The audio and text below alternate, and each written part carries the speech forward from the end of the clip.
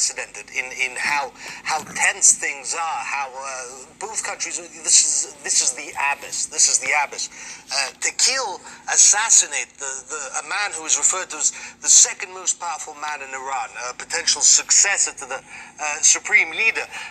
He was killed after arriving at the airport in Baghdad. A U.S. airstrike.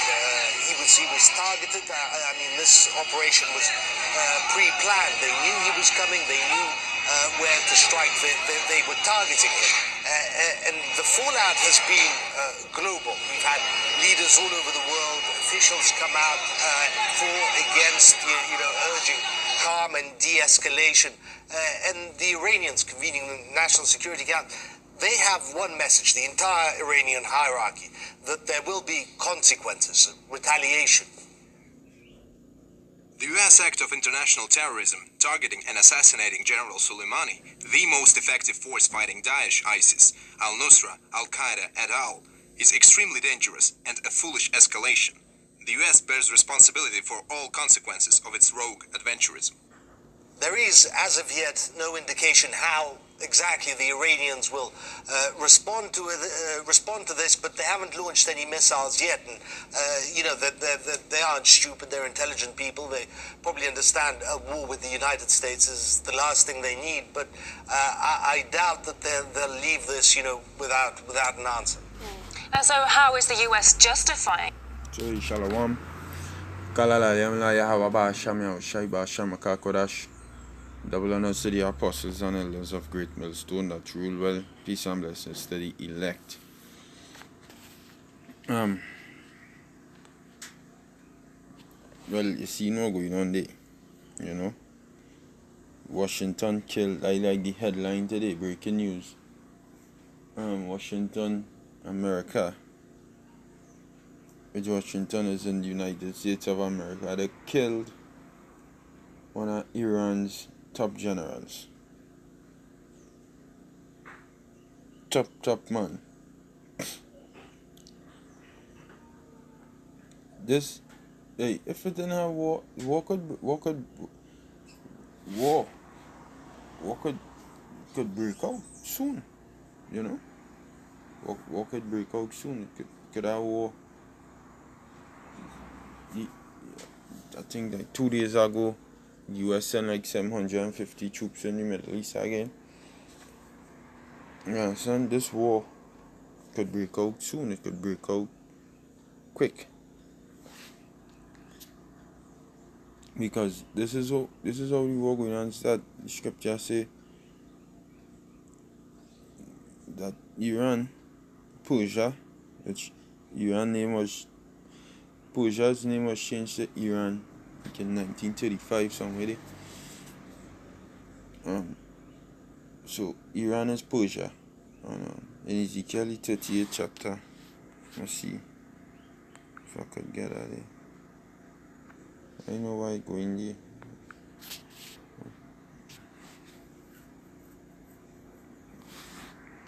No, not here.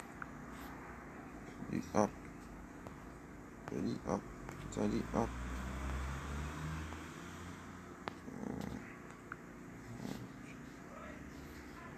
Let me get it up there. Select, yeah. Right. The up is what I'm looking for. Right.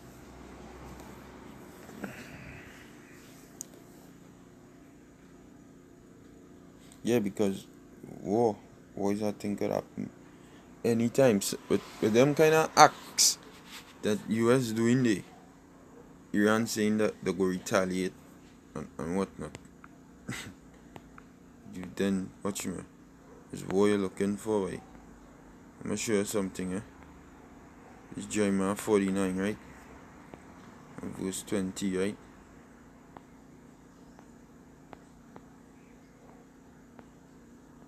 Right, Jeremiah 49 verse 20.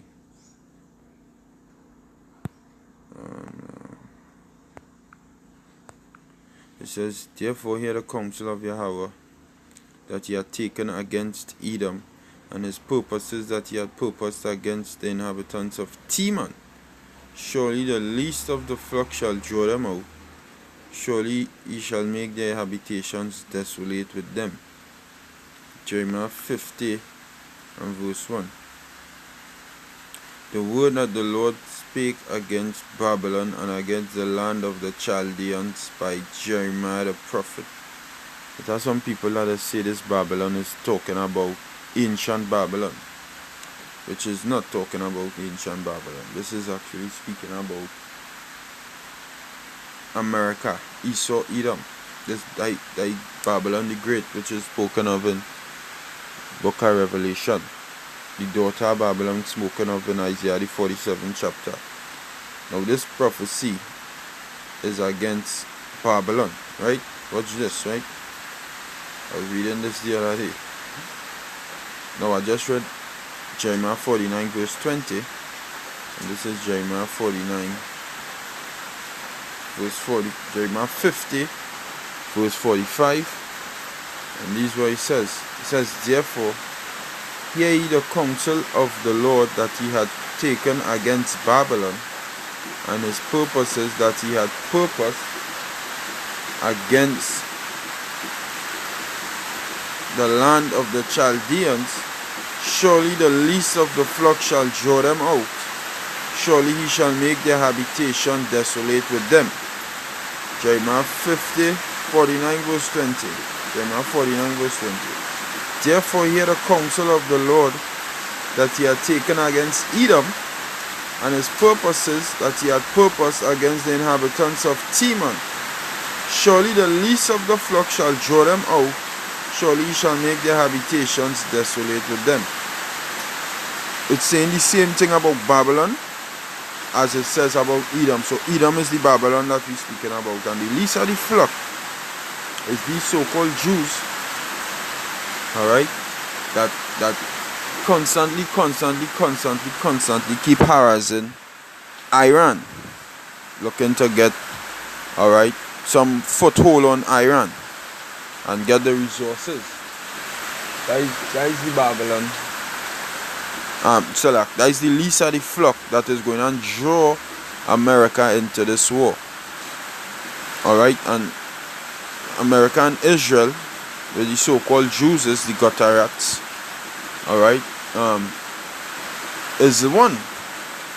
You're always seeing Donald Trump with Netanyahu posing and all kind of thing. There is one there in league. The state of Israel is an American state, like the Jewish state. And them so-called Jews and them is the ones who control the United States. Them is the ones who control the United States. Because the Rothschilds, the Rockefellers, they are all so-called Jews. And they are going to draw America out into this war. And when the war starts, in the book of Ezekiel, the 38th chapter,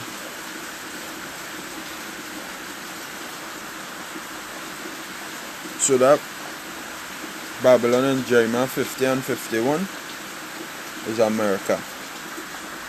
When the war starts in Ezekiel, the 38th chapter,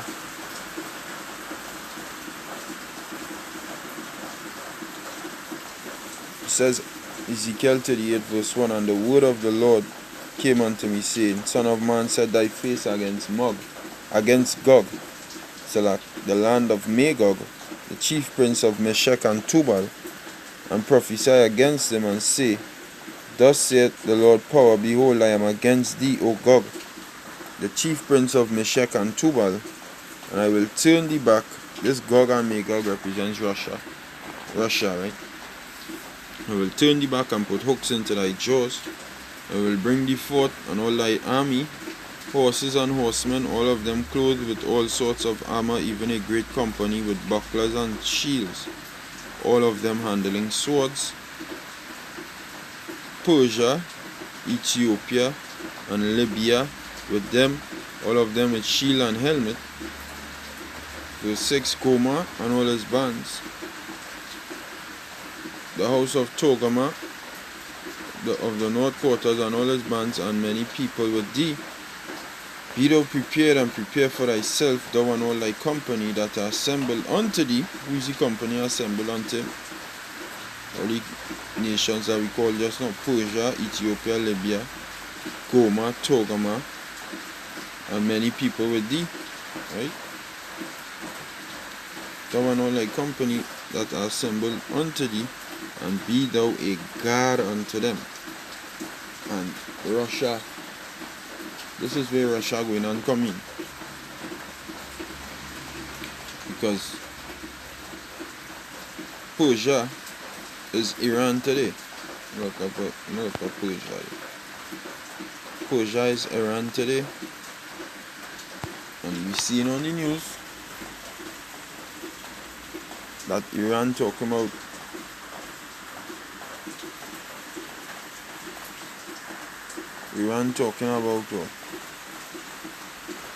they go a harsh vengeance for what the US do. So, and all it comes down to is oil in America, what the oil and the resources in Iran and all. So that's why they constantly go in there and trying to do something on the land. But they go a war for that, you know. They go a war for that. The word Persia come from the Hebrew paras, and it means pure, splendid. The empire Persia encompassed the territory from India on the east to Egypt and Thrace on the west, and included, besides portions of Europe and Africa, the whole of the Western Asia and the Black Sea, the Caucasus.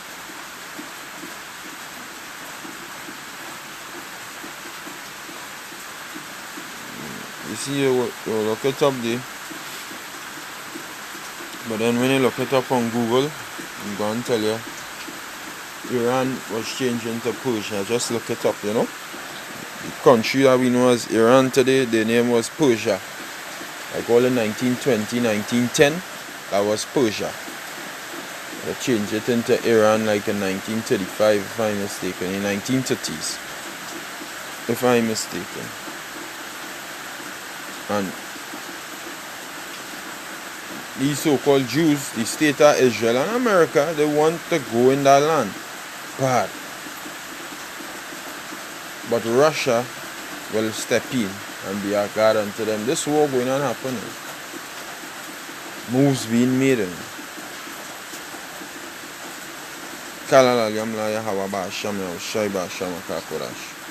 Shalom.